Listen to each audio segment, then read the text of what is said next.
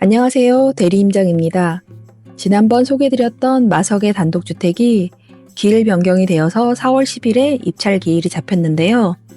저희 채널에서도 꽤 많은 분이 보셨던 물건으로 임장 당시에도 여러분들이 임장을 하시며 관심이 많았던 물건인데요.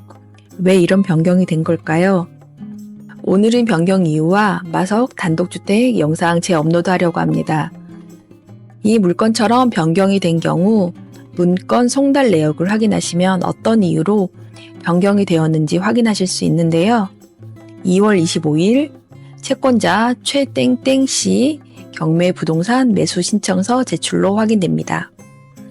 여기서 채권자는 등기상의 두 번째 가압류권자이면서 경매를 신청한 사람인데요. 왜 법원이 이 채권자만 이렇게 챙기는 걸까요? 이 채권자가 예뻐서 챙기는 건 아니고요. 무잉여라고 들어보셨나요? 배당 순위가 빠른 채권을 변제하고 나서 남은 배당금을 받더니 정작 경매를 신청한 사람이 배당금을 받지 못하는 게 무잉여라고 하고요. 이런 경우 법원에서는 민사집행법 제102조에 따라 채권자가 매수 신청을 할 수 있고 매수 신청을 하지 않는 경우에는 경매 절차는 취소가 됩니다. 이 물건의 경우 채권자가 매수 신청을 하였고 현재는 매수 신청 금액을 정확하게 확인은 어려운 상황이지만 결론적으로 말하면 경매 신청을 한 채권자가 돈을 못 받으니 경매 신청을 계속하려면 매수 신청을 해야 하고 매수 신청 금액이 공지가 되면 그 금액보다 낙찰 금액이 높다고 하면 낙찰이 되고 그 금액보다 낮은 금액에 낙찰이 된다면 채권자의 매수 신청된 금액으로 낙찰이 된다는 내용입니다. 이번 회차에는 낙찰이 되겠지만 채권 금액으로 봤을 때는 낮은 금액의 매수 신청 금액이 나오진 않을 것 같습니다. 경매를 진행하다 보면 이런 무잉여로 인해 경매가 취소된다거나 이렇게 매수 신청으로 진행되는 경우 어쩔 수 없이 낙찰가는 올라가게 되어 있습니다. 오늘 마석의 단독주택 물건 무잉여로 인한 변경으로 4월 10일에 입찰이 됩니다. 이 물건에 관심이 없으시더라도 낙찰 결과를 한번 관심 있게 확인하시면 무잉여에 대한 경매 공부가 되실 겁니다. 물건 소개 영상 이어가겠습니다. 구독과 좋아요 버튼 한 번씩 눌러주세요. 영상 제작에 아주 큰 힘이 됩니다. 마석은 서울 동부 쪽으로 출퇴근하시는 분들이 많이 찾는 지역인데요. 현재 시각으로 잠실역에서 30분 정도의 소요시간이 확인되고 있으며 단독주택 단지로 꽤 크게 조성이 되어 있는 지역입니다. 단지로 들어가는 출입도로부터 촬영 시작하겠습니다. 단지로 들어가는 도로로 접하자마자 오르막이 시작되는데요. 하지만 다른 전원주택들과 달리 이곳은 아파트와 상가가 가까이 있는 주택으로 해당 물건지까지 들어가는 도로가 잘 정리되어 있고 아파트 상가가 있어 상권을 이용하기에도 좋아 보이는 입지였습니다. 이 물건의 경우 2차 진행에서 8명의 입찰에 참여하여 낙찰이 되었지만 미납건으로 재매각이 진행하였고 2월에 재매각건으로 나왔을 때 금액이 저감되진 않았지만 입찰했던 인원 8명이 있었기 때문에 낙찰이 될 것으로 예상하고 지난번 영상에서 다른 곳을 찍었었는데 이 물건이 유찰이 되어서 다시 찾게 된 물건입니다.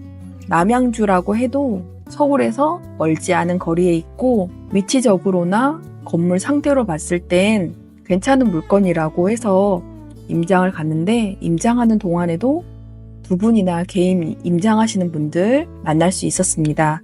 이렇게 인기가 있는 곳인데 왜 미납이 있는 걸까요? 대금 미납은 여러 가지 사유가 있을 수 있어서 확실히 어떤 이유라고 말씀드리긴 어렵지만 최대한 유추해 볼 수 있는 방법을 찾아보는 시간을 오늘 갖도록 하겠습니다. 끝까지 함께 해주세요. 해당 물건이 있는 주택단지 바로 아래에 신도 브레뉴 3차 아파트가 위치해 있고요.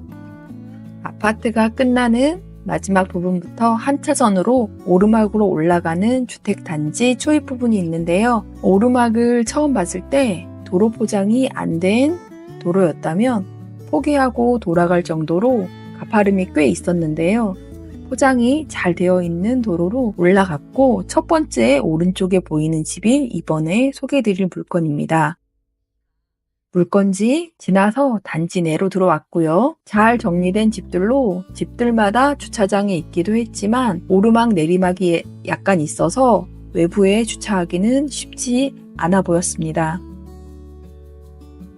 내부 구조 한번 확인해 보겠습니다. 1층이고요. 여기 1층에 나와 있는 부분이 여기가 제시외 건물 차양이라고 나와 있고, 오른쪽에 니은에 여기 창고도 제시외 건물로 나와 있는 부분이고요. 방 하나, 이쪽에 거실, 현관이 이쪽에 현관으로 이렇게 들어가서 욕실 이쪽에 있고요. 여기가 이제 주방이고요. 여기가 1층이고 2층에 보시면 2층 이쪽에 거실, 여기가 방 하나, 2개. 그래서 2층에는 방 2개, 1층에는 방 하나 이렇게 되어 있고요. 지금 지하에 나와 있는 부분, 여기가 이제 주차 공간, 처음에 보였던 주차 공간 부분입니다. 그래서 제시외 건물로 나와 있는 게 여기 철 파이프조 백산 지붕해서 차양 있고요. 여기 창고, 이렇게 제시외 건물 2건이 있습니다. 물건 정보 한번 확인해 보겠습니다. 물건 번호 2023 타경 4070번이고요. 소재지 경기도 남양주시 화도읍, 묵현리 5-12번지, 물건 종별은 주택입니다. 토지 면적 105.87평이고 건물 면적 54.63평으로 현재 매각 조건 재매각입니다. 감정가 5억 2천 정도에 감정이 되었는데 2차에 매각이 한번 되었던 건이고 2월에 유찰이 되었고 3월에 변경건으로 4월 10일 재매각되는 물건입니다. 매각 물건 현황 한번 보겠습니다. 토지는 묵현리 5-12번지로 해서 감정가 3억 3천 정도 되고요. 건물 비롱로 116번 길 35-80으로 나와 있고 1층, 2층, 지하 1층, 3개층으로 해서 건물의 감정 가격은 1억 8천 정도 되고 제시외 건물로 해서 2건이 있고요. 1층 차양과 1층 창고 나와 있는 부분 금액으로 360만 원 정도 됩니다. 금액을 3개 합해서 감정 가격 5억 2천 정도 나왔던 금액이고요. 물건 비교해서 일괄 매각, 제시외 건물 포함, 매수 신청 보증금은 재매각건이라 20% 준비해 주셔야 하고요. 다음 임차인 현황 한번 보겠습니다. 임차인, 주거 임차인 미상으로 나오는데 2019년 9월 6일 현황조사 대항력 없음 이렇게 나오고 있습니다. 이 부분은 이제 아래에 보시면 임차인 내역 조회해서 경매 목적물의 채무자로 임대차 관계 불분명이라고 나오잖아요. 등기부 한번 확인하면서 어떤 부분인지 다시 한번 임차인 관련 부분은 확인해 봐야 할 것 같습니다. 등기부 건물 현황은 말소 기준 권리 현재 나온 부분이 3억 7,200만 원 말소 기준 권리, 그 아래는 다 소멸이 되는 부분입니다.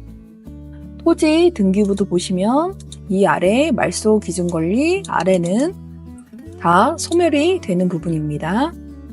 이 물건이 중복건으로 되어 있고요. 지금 미납건으로도 되어 있어요. 좀 뭔가 복잡해 보이는 부분이 있는 것 같은데 이럴 경우에는 등기부 등본을 한번 확인해 보시는 게 좋아요. 건물의 등기부 등본 한번 열어봤고요. 보시면 처음에 소유권 보존 있고 이전, 빨간 줄은 그렇게 보실 필요가 없고 여기 보시면 매매건으로 되어 있는 부분이 이분이 9월 6일 날 9월 6일 매각 명세서에 나와 있는 임차인의 전입 일자와 같은 일자고요. 건물이 매매가 되었고 이분이 이날 이전한 게 그대로 있다고 보시면 될 것 같아요. 등기부 더 내려보시면 여기에 2022 타경 447번으로 해서 소유권 이전 이후에 경매건이 진행된 건으로 확인되고 보통 경매를 진행하시게 되면 경매와 매매를 같이 동시에 진행하시는 경우가 많아요. 이 물건의 경우에 매매와 경매 같이 진행했는데 다행스럽게도 매매건으로 먼저 계약이 되었고 소유권 이전으로 매매에 이렇게 나와 있죠. 전 소유자분이 주소 이전을 했던 부분을 따로 이전에 가지 않고 그대로 남아 있는 걸로 보입니다. 등기부 한번 확인하고 오셨죠? 등기부에 보시면 이 주거 임차인 미상으로 나와 있는 부분이 전 소유자분의 전입 일자와 같은 날짜로 보여요. 현재 대항력 없고 현황 조사, 경매 목적물의 채무자로서 임대차 관계 불분명이라고 나오잖아요. 등기부 상으로 봤을 때는 전 소유자가 이 건물에 전입을 해놓고 현재 빼지 않고 있는 상태로 보이거든요. 날짜가 정확하게 9월 6일로 나오기 때문에 같은 사람으로 생각이 되지만 입찰을 하시려고 생각을 하신다고 하면 다시 한번 말씀드리지만 현황 조사 꼭 해보셔야 한다는 부분 잊지 마시고요. 그렇다면 낙찰하셨던 분이 왜 미납을 하셨을까요? 낙찰 금액도 적지 않아요. 지금 5억 2천이면 입찰 보증금만 5,200만 원이에요. 물건에 문제가 있지 않다고 하면 다 떼이게 되는 돈인데요. 5,200만 원이 적은 돈은 아니잖아요. 현재 권리관계 부분이나 임차인 부분이 대항력이 있는 부분도 아니고 최대한의 문제가 있는 임차인이라고 해도 대항력이 없는 임차인이기 때문에 명도를 진행하면 되거든요. 낙찰을 받았는데 이 부분을 미납을 한다. 그러면 문제는 제가 생각해 보기에는 금액을 너무 높게 받았지 않았을까, 이 부분을 생각해 볼 수 있는데요. 그러면 오늘 마지막으로 이 주택의 시세를 한번 확인해 보고 오늘 마무리하겠습니다. 지금 보이시는 화면 해당 주택이고요. 주위에 매매된 건 한번 확인해 볼게요. 해당 주택은 보시면 건물이 사용 승인일 여기 2013년도에 나오잖아요. 그러면 2013년 그 언저리 같은 비슷한 시기에 건설된 주택으로 해서 매매된 건이 있는지 확인해 봐야겠죠. 여기 위쪽에 매매건 되어 있는 게 있는데 단독 지금 평당 423만 원이잖아요. 이 물건의 경우에는 사용 승인일 나와 있는 게 지금 2016년도 건으로 나오니까 거의 비슷하고요. 대지 면적도 여기는 96평, 해당 물건지는 105평이라 거의 비슷하고, 그리고 다른 물건 또 있는지 볼게요. 여기 위쪽에 여기는 384만 원으로 나오는데 2013년도 사용 승인일 나와요. 평수는 80평이라 여기도 조금 80평, 100평 뭐 한 20평 차이긴 한데 계약일이 조금 빠르죠. 2014년도 계약건이고 384만 원 있고요. 다른 건 있는지 한번 볼게요. 여기가 2016년도에 매매가 된 건이고 평당 399만 원이에요. 건물이 현재 이 건물은 2015년 사용 승인일이라 거의 비슷하네요. 이 경매에 해당 물건이 13년, 14년, 15년, 16년 거의 비슷하고요. 위치적으로 봤을 때도 많이 차이가 나진 않거든요. 그래서 여기 위에 있는 건물 하나 더 볼게요. 여기 위에 있는 건물은 대지가 58평이고 평당 422만 원. 계약일이 여기는 15년도인데 건물은 2015년에 지어졌어요. 그러면 이제 이 동네 건물들이 13년에서 14년, 15년 이 정도 건물이 많이 지어졌고 금액은 지금 420만원, 423만원, 385만원 이렇게 되어 있는데 평균적으로 지금 경매로 하면 좀 금액이 저렴하게 매수를 해야 하잖아요. 그래서 보수적으로 잡았을 때 지금 거래 건수가 380에서 420만 원 정도, 그 평균 잡으면 한 400만 원 이하로 생각을 해보시면 금액은 괜찮을 것 같고요. 400만 원 이하로 잡는다고 하면 100평 정도 되잖아요. 100평 400만 원에 100평 정도 잡으면 4억 정도 나와요. 그러니까 현재 이번에 3월에 진행될 최저 매각 가격이 2억 5천6백 정도 되니까 금액은 충분히 메리트가 있고, 지난번에 낙찰 받으셨던 분이 금액이 좀 높아 보이기는 하거든요. 권리관계와 임차인의 다른 이유보다는 금액을 너무 높게 써서 아마 포기하신 게 아닌가 싶기도 합니다. 제가 이렇게 생각하는 이유가 뭐냐면 주인 시세를 보시면 너무 조금 높은 금액에 입찰을 해서 낙찰을 받으셔서 아마 포기를 하신 것 같은 생각이 들어요. 그러면 이제 이렇게 높게 낙찰을 받으면 내가 끌고 갈 것인가?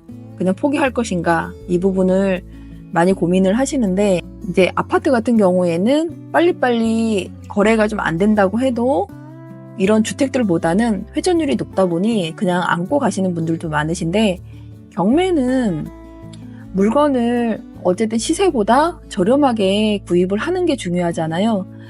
그 금액의 첫 번째는 시세 분석이에요. 이렇게 물건이 나왔을 때 직접 보시고 마음에 드신다고 하면 해당 물건의 주위에 손품만 팔지 마시고 해당 주위에 있는 부동산 방문하셔서 이거보다 더 저렴하게 나와 있는 물건 가지고 있을 수도 있고요. 이 물건에 대한 또 다른 정보를 받을 수 있어요. 그래서 항상 방문하실 땐 음료수라도 하나 사서 방문해 보시는 걸 권해드리고요. 이 물건의 경우엔 다른 권리상의 하자가 없어 보여요. 그래서 이번에는 낙찰이 되지 않을까 싶고요. 전원주택처럼 상과 함께한 주택으로 입찰을 해보셔도 좋은 물건인 것 같습니다. 꼭 입찰하시기 전에 직접 방문하시는 거 잊지 마시고요. 오늘 남양주 마석의 단독주택 경매 이야기는 여기까지였고요. 오늘 내용 도움이 되셨다면 구독과 좋아요, 알림 설정 부탁드립니다.